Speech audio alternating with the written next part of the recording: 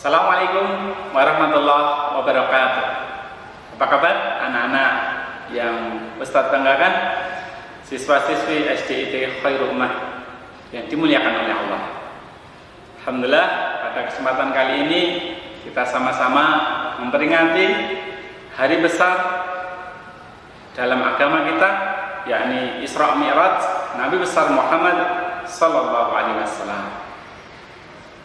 Perjalanan Isra Mi'raj tidak akan pernah terjadi sebelum maupun sesudah Nabi besar Muhammad sallallahu alaihi wasallam. Karena perjalanan Isra Mi'raj ini adalah cara Allah untuk memuliakan hambanya, untuk memuliakan Rasul tercintanya, untuk memuliakan Rasul terakhir Nabi besar Muhammad sallallahu alaihi wasallam. Peristiwa Isra Mi'raj ini terjadi di akhir perkembangan dakwah beliau di periode Makkah, sehingga perjalanan Isra Mi'raj ini menjadi perjalanan yang luar biasa bagi beliau dan merupakan ujian bagi umatnya. Perjalanan Isra Mi'raj Nabi besar Muhammad SAW terjadi di antara tahun 11 kenabian. Sebelum terjadi perjalanan Isra Mi'raj ini, Rasulullah mendapatkan ujian, cobaan yang luar biasa, sangat dahsyat, sampai dalam sejarah disebut tahun ini tahun Amul Husn atau tahun kesedihan.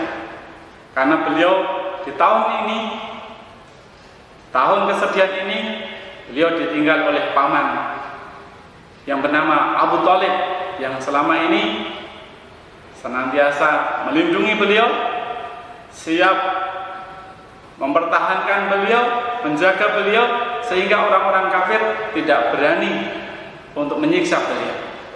Tetapi ketika beliau wafat, maka orang-orang kafir semakin berani, semakin ganas, semakin gencar untuk menyiksa Rasulullah Muhammad SAW. Sehingga digambarkan sampai Rasulullah bersabda, "Aku tidak pernah menerima gangguan yang sangat berat, yang paling aku benci dari kaum kafir Quraisy, kecuali setelah meninggalnya Abu Thalib." Ini sebuah pengakuan dari Rasulullah bahwa memang peran Abu Thalib, paman Rasulullah ini sangat luar biasa. Selang 3 bulan dari wafatnya Abu Thalib, paman Rasulullah ini, wafat pula istri tercinta Khadijah Al-Kubra, istri yang senantiasa mempercayai beliau, membenarkan dakwah beliau, sampai Rasulullah menggambarkan bagaimana perjuangan pengorbanan sang istri ini. Sesungguhnya Khadijah adalah orang yang membenarkan dakwah Rasulullah, kerasulan Nabi besar Muhammad SAW di saat semua orang mendustakan, memberikan hartanya di saat semua orang menyimpannya, tidak mau memberikan bantuan. Maka ketika ditinggal wafat 2 orang yang dicintai ini, benar-benar pukulan yang dahsyat, sehingga orang-orang kafir sangat leluasa, sangat bebas untuk melakukan penyiksaan kepada Rasulullah dan juga umatnya. Sehingga Rasulullah pun mencari dakwah di luar kota Makkah. Beliau mulai berdakwah ke kota Taif. Di kota Taif beliau mendapatkan perlakuan yang di luar dugaan beliau. Ketika beliau berdakwah, justru orang-orang Taif melempari batu, seluruh penduduk melempari batu kepada beliau sampai berdarah sekujur tubuhnya. Ini ujian demi ujian yang beliau alami. Maka Rasulullah dihibur oleh Allah salah satunya dengan cara Isra Mi'raj.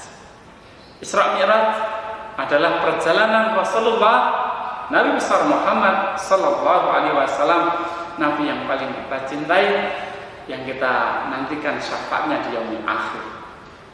Isra Mi'raj adalah perjalanan beliau dari Makkah Al-Mukarramah menuju ke Masjidil Aqsa, Palestina. Ini perjalanan yang bisa ditempuh dengan kendaraan yang paling cepat saat itu dalam waktu 6 bulan. Tetapi Rasulullah menempuh dalam waktu 1 malam dan itu sudah kembali lagi ke Mekah. Ini yang tadi Pak Ustadz sampaikan bahwa Isra Mi'raj bagian dari ujian keimanan orang-orang yang sudah percaya kepada Rasulullah, orang-orang yang sudah masuk Islam.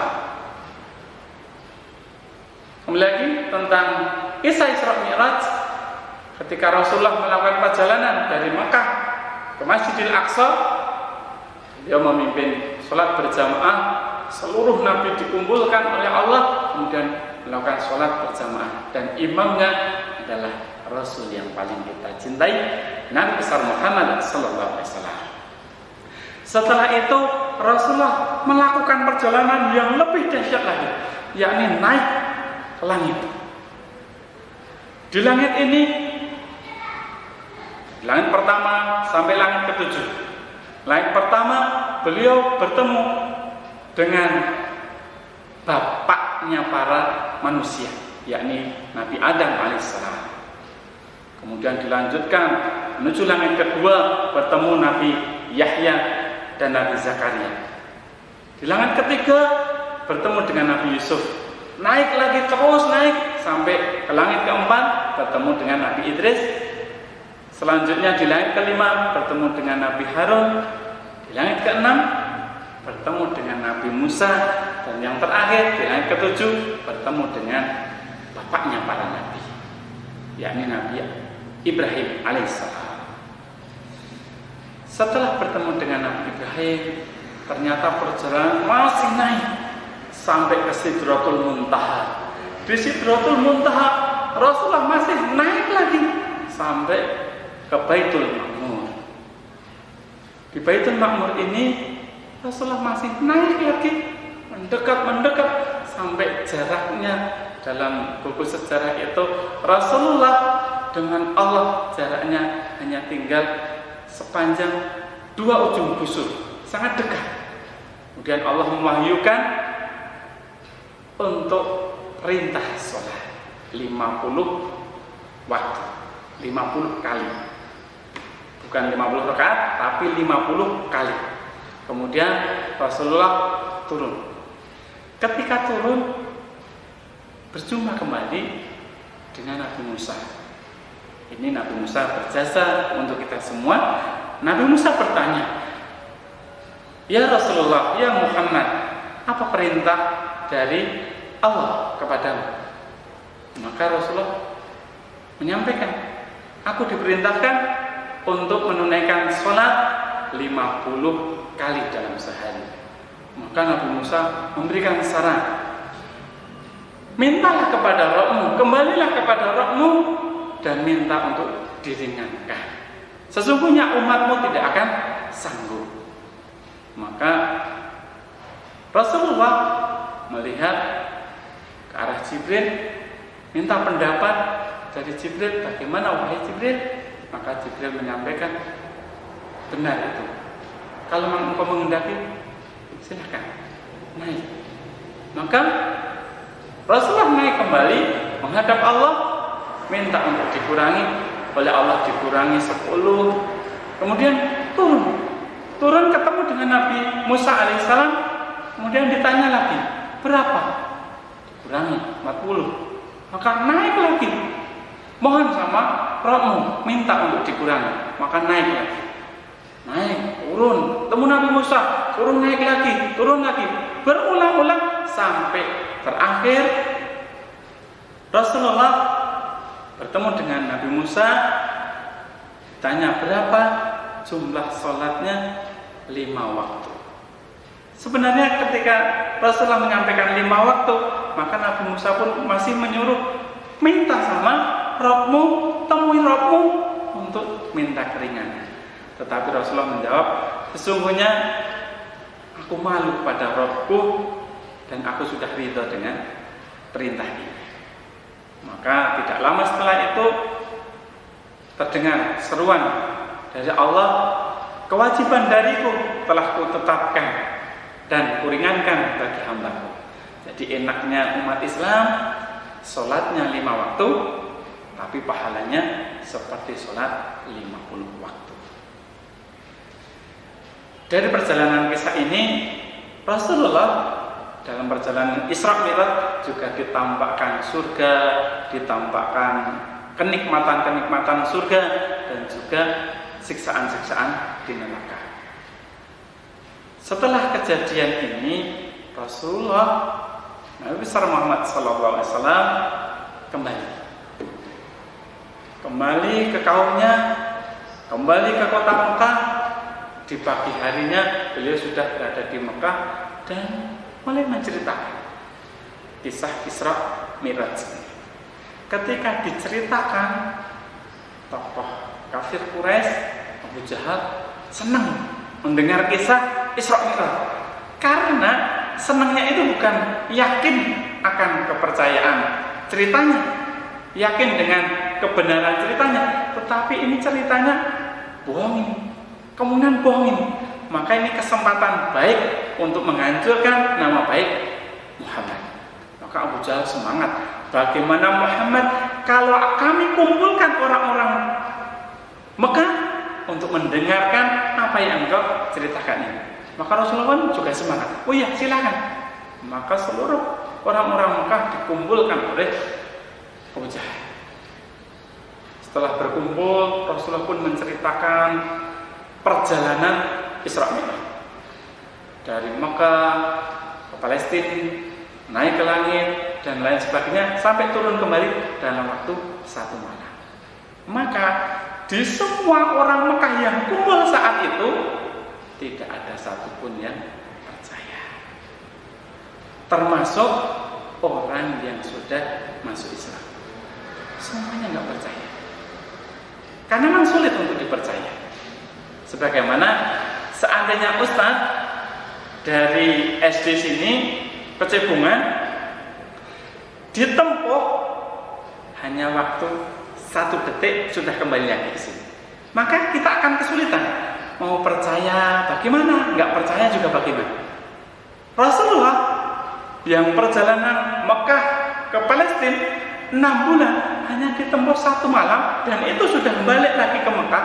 Maka orang-orang Mekah saat itu sulit untuk mempercayai. Disinilah keraguan orang-orang yang sudah beriman, yang sudah masuk Islam tumbuh. Maka Abu Jahal, wah sekarang ini jas ini. Tetapi di pertemuan ini saya masih belum melihat sahabat paling dekat dengan Muhammad, yaitu Abu Bakar As-Siddiq. Maka Abu Jahal pun mencari di mana Abu Bakar. Sekian banyak orang yang hadir sudah clear, semuanya ragu-ragu. Berarti ini hampir orang tidak percaya lagi dengan Nabi Muhammad. Setelah itu dicarilah, singkat cerita ketemu dengan Abu Bakar. Abu Bakar ketika diceritai seperti apa yang diceritakan oleh Rasulullah, maka Abu Bakar berlari menuju di perkumpulan itu.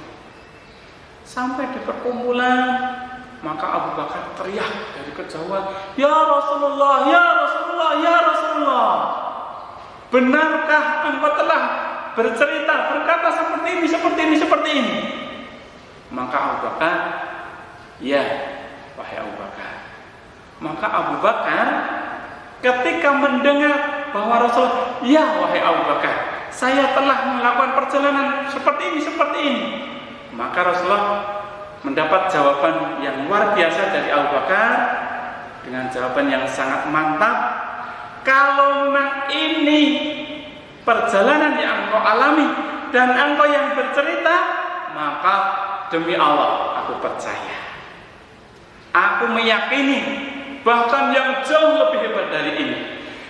Seandainya engkau ya Rasulullah menyampaikan bahwa Ka'bah ini yang warnanya hitam, engkau menyampaikan Ka'bah ini warna putih, maka demi Allah ya Rasulullah, aku akan percaya bahwa Ka'bah ini putih, dan aku akan mendustakan penglihatanku, dan aku lebih percaya dengan ucapanmu." Dengan keteguhan inilah Abu Bakar As-Siddiq mendapat gelar As-Siddiq, yang membenarkan. Satu-satunya orang yang dengan yakin bahwa ini adalah perjalanan yang hak, perjalanan yang benar adalah Abu Bakar As-Siddiq. Dengan kemantapan Abu Bakar inilah orang-orang yang tadi ragu-ragu, orang yang sudah masuk Islam tapi ragu-ragu, maka mereka kembali yakin bahwa ini adalah perjalanan yang diperjalankan oleh Allah untuk hambanya Rasulullah Muhammad SAW. Sehingga anak-anakku sekalian, hikmah yang bisa kita ambil dari kisah Isra Mi'raj ini adalah ketika kita menghadapi masalah apapun, maka ingatlah ada Allah yang senantiasa menolong. Dan Allah menyuruh kita wasta'inu bis-sabri was-shalah. Minta tolonglah kalian dengan sabar dan sholat. Maka setiap kita menghadapi masalah yang berat ataupun yang ringan, kita mau ujian biar sukses, biar mendapatkan keberkahan, maka sholat. Demikian kisah dari perjalanan Isra Mi'raj beliau. Oleh-oleh yang bisa kita rasakan adalah indahnya sholat. Maka mari kita tunaikan sholat dengan sebaik-baiknya, karena itu bagian dari pertolongan Allah SWT untuk hamba-hambanya. Mungkin itu yang bisa Ustaz sampaikan. Semoga bermanfaat. Assalamualaikum warahmatullahi wabarakatuh.